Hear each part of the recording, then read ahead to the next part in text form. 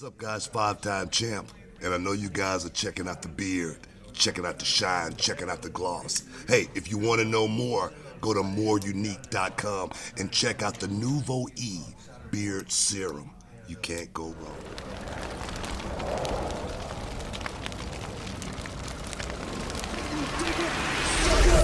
That shower, shave, and shine. I thought you were going to go somewhere else with that.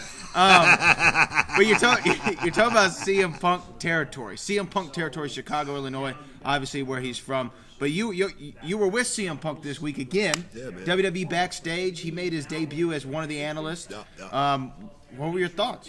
No, man, gave CM Punk the floor, man. CM Punk actually, got a chance to do the sit down with Renee and talk about where he's been, try to figure out where he's going, trying to find himself, because that's the thing, man. This business can throw you for a loop, and you can actually find yourself, man. I don't really like this anymore. It can actually make you want to hate it sometimes, and then you find yourself away from it, and you go, man, I miss it. And I can't wait, man. I wish I could get back there. And I'm sure CM Punk had those moments when he was away. I'm sure he heard all the talk online and people saying, man, CM Punk saying he hate this, he hate that. A lot of times it's hearsay. A lot of times it's secondhand, and embellished from, the story and got bigger and bigger and bigger by the time it get to the airwaves and whatnot. But to see CM Punk back, it seemed like he's happy being back. It seemed like this is something that he missed, but a lot of times, we're just talking about the Jordan Mile thing. You could be careful what you ask for. You know what I mean?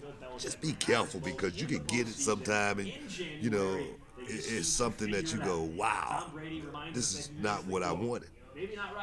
No matter how much money you're getting paid, the work can actually drive you insane to where you go, man, I didn't buy in for this.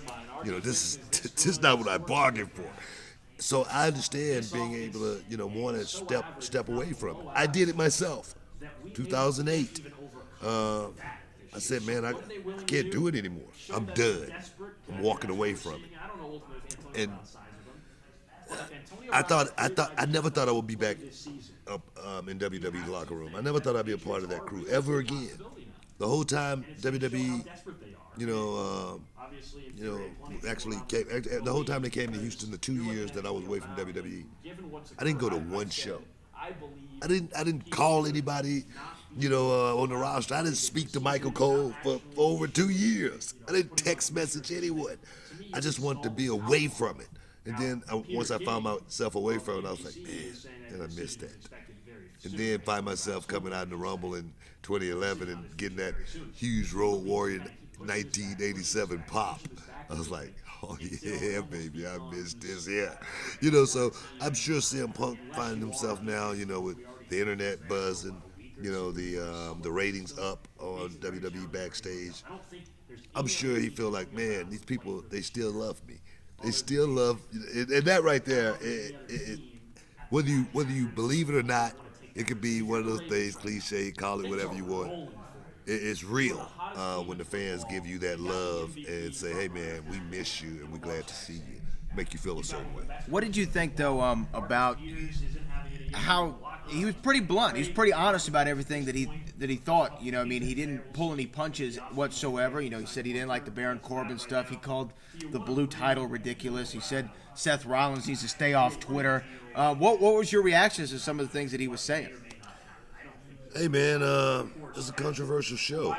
Yeah. I don't think you can actually sit and hold back and talk about the norm on a show like this and people buy in to watch it. They want to actually see it and feel it. I always talk about seeing it, but the fans want to see it and they want to feel it from a realistic perspective. So for me, to talk about certain things from a realistic perspective, for Punk to be the Paige, she will go off the cuff in a heartbeat. She's cut her mic. Loose cannon. Cut her mic.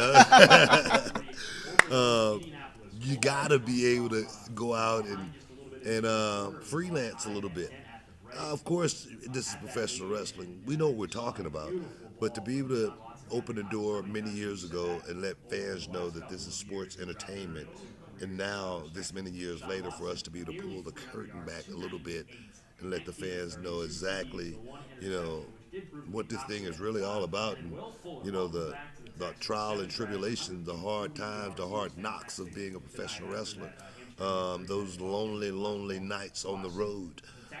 Those are stories that should be told, and I think those fans really would enjoy being able to go behind, just like the David Arquette story I told. No, a lot of people don't really understand, or realize, anything about that situation with David Arquette other than what they saw on television. Right. They saw a guy who was an actor coming to WCW and win the championship. Of course, WCW capitalized off his, him being an actor and him being in Hollywood. We actually did a movie, Yeah, because Ready to Rumble. Exactly. So, for me to actually be able to tell that story on television in front of the world, that David Arquette told me immediately after he won the title in the locker room, "Hey, Book, have you ever won the world title?" No, he goes, "Hey, Book, how many times have you won the world title?" And I go, "I've never won it." And he looks at me, and the look in his face told a story. He wished he could stick his head in the sand. He wished he had never said that to me. And then for him to have the wherewithal, the understanding and know-how to know what this business really and truly is, and go out on television the following night and not put himself over, knowing exactly what the business is and saying, "Hey, man, I'm in the wrong place here. This is not something I should be doing." He understood that. A lot of people in his same position that David Arquette was in would not have understood that the gravity of that situation, and they would have played it up to the hilt. Like, man, I am.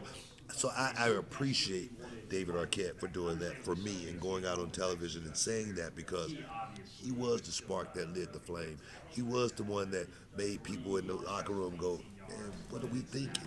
And there shortly after, I did become the world heavyweight champion, and I do think it all weighed heavily on David Arquette and how he approached that situation. Yeah. And I thank him for it. It was.